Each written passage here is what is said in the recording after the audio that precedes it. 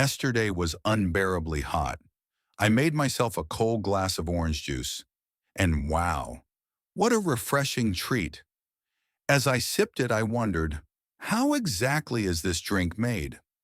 So I started digging, and what I discovered truly surprised me. A good day can feel a lot like a refreshing glass of cold orange juice, sunshine in a bottle, pure and simple. And in the US, we go through over 500 million gallons of that sweet nectar every year. The craving never really slows down, even when oranges aren't in season. But what does it take to keep that golden goodness flowing all year round? Turns out it's a clever mix of modern agricultural science and precise timing, a bit more complex than you might think. From sun-soaked orchards to the final pour, we're diving into the fascinating high-tech journey of orange juice. Coming up on Matavision, perfect orange juice starts with the perfect climate, and in the U.S., that means Florida and California. These two states offer just the right combo of warm sun and seasonal rainfall to grow juicy, flavorful oranges. Since the mid-20th century, Florida's been the top orange juice producer in the U.S. But in recent years, that's changed. A mix of severe hurricanes and a devastating tree disease called citrus greening has taken a major toll. Since 2005, Florida's OJ production has dropped by 75%. As Florida's orchards have struggled, California has stepped in to help meet the nation's growing demand. But even with its increased output, it's still not quite enough. To keep up, many companies now import more oranges than ever, with Brazil leading the way as the world's top exporter of orange juice. In fact, most 100% orange juice you see today is actually a blend of juice from both the US and Brazil. Worth checking the label next time you're at the store. Out of the many orange varieties grown around the globe, two main types are used in commercial juice making: Valencia and Hamlin. They're chosen for their high juice content and balanced flavor. Valencias are the industry favorite, making up about 70% of juice oranges. But Hamlins are grown alongside them to help balance out the harvest seasons. This way, fresh oranges are always available for juicing year-round. Valencias bloom in spring and can take up to 15 months to ripen, making them ready for harvest from March through September. Hamlins, on the other hand, ripen much quicker, just 7 to 8 months, and are picked between October and January. While Hamlins have a lighter flavor, their high juice content makes them equally important during the off-season. By alternating between these two, orchards keep a steady supply of fresh fruit headed to the juice plants, ensuring we can enjoy our OJ any time of year. So how do growers know when an orange is perfectly ripe for juicing? They use a handy tool called a refractometer. By squeezing a small sample of juice into the device, they can measure its sugar-to-water ratio, known as the Brix level. For juicing, an orange should have at least 10% sugar. That's what gives it that naturally sweet, refreshing flavor. Once the oranges hit their sweet spot, it's time to harvest. In some orchards, workers still hand-pick the fruit and gently place them into bags to avoid bruising. But when juice factories need millions of oranges a day, things get a little more mechanical. That's where the giant harvesters come in. As these machines move through the orchard, they shake the branches so the ripe oranges drop into a conveyor system. From there, the fruit is transferred into large collection vehicles called goats, which follow along beside. These machines can harvest up to 2 tons of oranges per minute, more than 2 million oranges per day, keeping juice production at full speed. You might wonder, why are some of the oranges still green? Surprisingly, color has little to do with ripeness. Cool nights help turn orange peels that familiar color, while warm nights can actually make them green again. But rest assured, green-skinned oranges are just as ripe and juicy as their orange-colored cousins. As long as they've reached full size, they're ready to juice. Once harvested, the goats deliver the oranges to open-top trailers called gondolas, which are strategically placed for easy loading. One by one, the goats unload into these waiting gondolas, which can hold up to 120,000 oranges, enough to make about 2,700 gallons of fresh OJ. These full trailers are then hauled to the processing plant, where the real magic happens. When trucks arrive at the plant, they line up in lots, waiting for their turn to unload. From there, trailers are tilted using hydraulic lifts, either sideways or vertically, so gravity does the heavy lifting, and all 120,000 oranges roll out onto a conveyor belt. This marks the start of their journey to becoming juice. While the oranges are unloaded, a trapdoor randomly opens on the conveyor to collect a 40-pound sample for testing.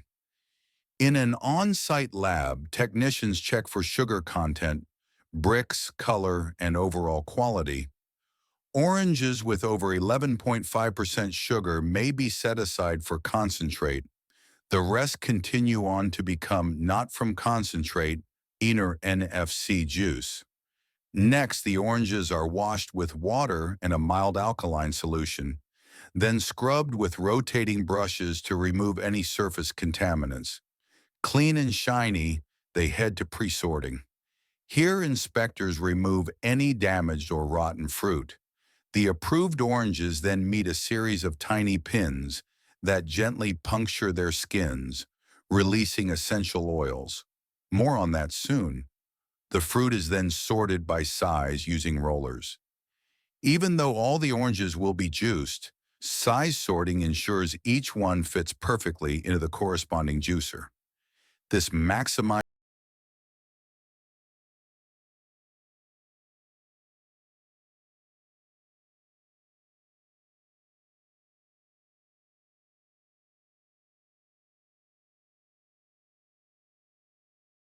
efficiency and helps squeeze out every last drop. Now it's time to juice these beauties. Sorted oranges go into specialized juicing machines where they're halved and pressed into a cone-shaped reamer. The motion extracts both juice and pulp in seconds. It works like your home juicer, just at a much larger scale. This machine can handle 800 oranges per minute, helping some plants produce up to 500,000 gallons a day. Other plants use metal spike juicers. Oranges are dropped onto sharp prongs, then crushed to release the juice while separating peel and pith.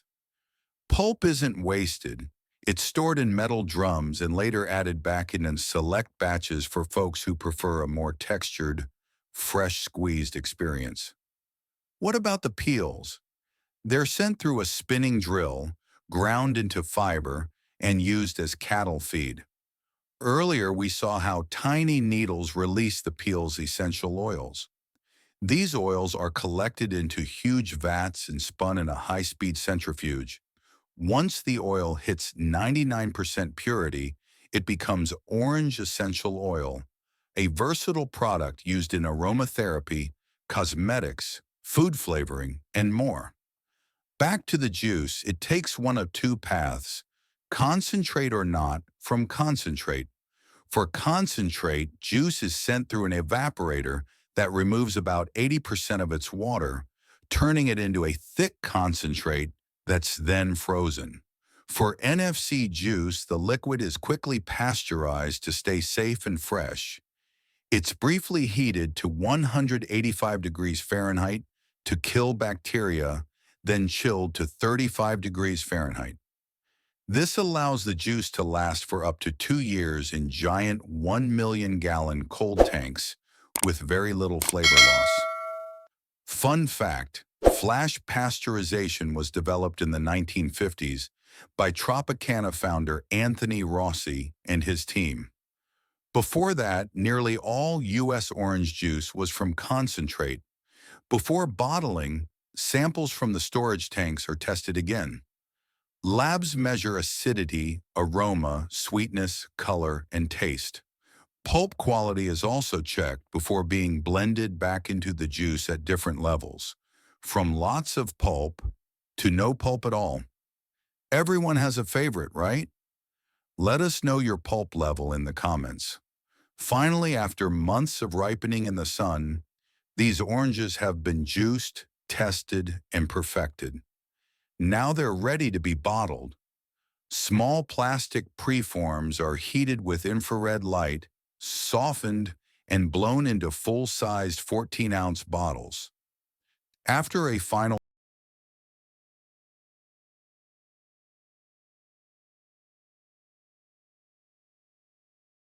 rinse, bottles are filled with juice, weighed, sealed, scanned for leaks or defects, then tilted sideways so the warm juice sanitizes the cap and neck. Once cooled to room temp, bottles are labeled, shrink-wrapped into bundles, and stacked neatly on pallets. Robots then wrap the pallets in plastic for safe transport. At last, the freshly bottled juice is loaded onto refrigerated trucks, one pallet at a time, staying cool and fresh all the way to your store shelf. Soon it'll be ready to bring a burst of sunshine to your breakfast table, wherever you are. Whether you like it smooth, pulpy, or from concentrate, every glass of OJ tells the story of its journey, from orchard to table. No wonder it's still the undisputed king of breakfast drinks.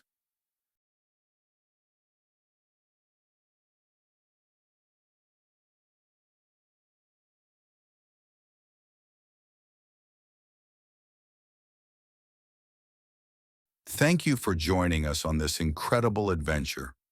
We'll see you in the next video, where every food has a story worth telling. If you find this journey fascinating, don't forget to give us a like and subscribe to our channel for more amazing insights into agriculture and food.